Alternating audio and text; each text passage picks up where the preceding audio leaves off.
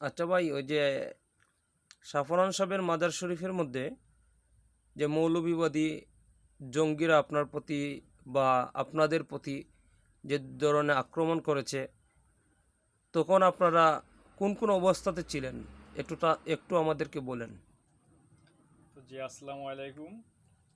তো আমরা সাফরানের দরবারে যখন রাত্র শেষে আখিরি মোনাজাত হয়, তো আখিরি মোনাজাতের পরে আমরা নীরবতা পালন করছিলাম, মানে নীরব অবস্থায় ছিলাম। তখন একদল মৌলবাদী লোক আইসা তারা আমাদের উপরে হঠাৎ কইরা আক্রমণ শুরু করছে। তাদের হাতে বাঁশ, টন ফাইভ, হকি স্টিক বা বিভিন্ন দেশীয় অস্ত্র শস্ত্র নিয়ে হঠাৎ করে তারা আমাদের উপরে আক্রমণ শুরু করছে। যারা পাগল ফকির আসিল বা সাধক সাধু মানুষ আসিল, বেশিরভাগ তাদের উপরে আয়া আক্রমণটা করছে। হ্যাঁ, আমরা অনেক অত্যাচার করছে, আমরা কোনো কথা বলার সুযোগ তারা দেয় নাই। তারা আমরা এমন ভাবে আক্রমণ করছে, তার কাছে মনে হয়েছে না যে আমরা মানুষ। তারা খুব নির্বিচারে আমরার উপরে আক্রমণ করছে। তারা মুখের কোনো কথা শুনতে শুনতে চাইছেও না বা আমরা বলারও সুযোগ দিছে না। তো আমারে প্রায় ৮-১০ জন মানুষের বেরের ভিতরে আমারে ফালাইয়া আমার তারা ইচ্ছা মতো বাইরে আইছে। আমি দৌড়িয়া পালাইবার চেষ্টা করছি, কিন্তু আমি পারছি না। আমার পুরা শরীরে প্রায় ১৫ থেকে ১৭টা বাড়ি আমি খাইছি।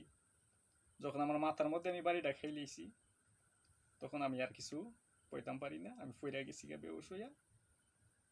তখন আর আমি আমি কিছু এর পরে আর বলতে পারতাম না। তো আমার ভাই আসছিল একজন আমার সাথে গিয়েছিল, উনি আমার খুঁজতে খুঁজতে বিশ্রাই আইয়া পাইছে যে আমি লাশ হইয়া ফুইরা রইছি। তখন আমার আনজাদা দইরা লইয়া কান্দা শুরু করছে যে আমার বাইরে আর মাইরেন না আপনারা, আমার ভাই মইরা যাইতেছে গা। তখন আমার ভাইয়ে কান্দা গাড়টা দিই, আমার ভাইয়ের কান্দা গাড়ি দেখিয়া আরো 2 জন মানুষ আইয়া আমার ভাইয়ের সাথে হেল্প করছে আমারে সিএনজি তোলার লাগি।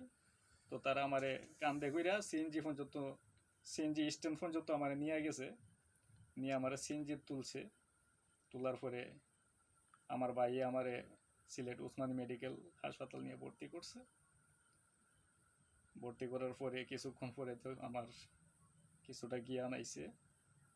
আমি দেখলাম যে আমার মতো আরো অনেক পাগল ফকির, হ্যাঁ, এই হাসপাতালে আয়া ভর্তি হইতাছে। তাদের অবস্থা আমার মতোই অনেক খারাপ। তো আর কি বলবো।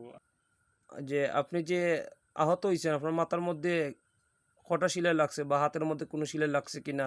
আমার এই মাথার মধ্যে এই এখান থেকে প্রায় এই পর্যন্ত এর মধ্যে 7টা সেলাই লাগছে, আর 4টা ফিন মারছে উপরের দিকে, আর 7টা সেলাই দিছে এই নিচের দিকে এই চোখের কড়া পর্যন্ত। একটু আর যদি 2 সুতা নিচে নামতো হয়তো আমার চোখের মধ্যে আঘাত পাইতাম। তো এই আর হাতে এখানে একটা কূপ খাইছি, হয়তো ছুরি দিয়ে মারছে ফুস। তো এখানে এনতিকা প্রায় এই পর্যন্ত জায়গাটা, এখানে 2টা সেলাই লাগছে মধ্যে, আর সাইডে সেলাই দিছে না। তো বিশেষ করে এই দুইটাই বড় আঘাত পাইছি, আর সারা শরীরে তো মনে করেন যে ব্যথা, এই যে বাইরে আইছে বা লাঠি দিয়ে আমি শুইলে আমারে 2 জনে হাতে দুইটা তুলা লাগে, নিজে থেকে উঠতে পারি না এখনো। তো এই পরিস্থিতির বর্তমানে আপনার আছি। চোখের মধ্যে যে আঘাত পাইছেন, এটা চোখটা তো লাল দেখা যায়। জি জি, এই যে, তো এই পর্যন্ত আঘাত পাওয়া। আচ্ছা, এখন আপনার চিকিৎসা কিভাবে করতেছেন?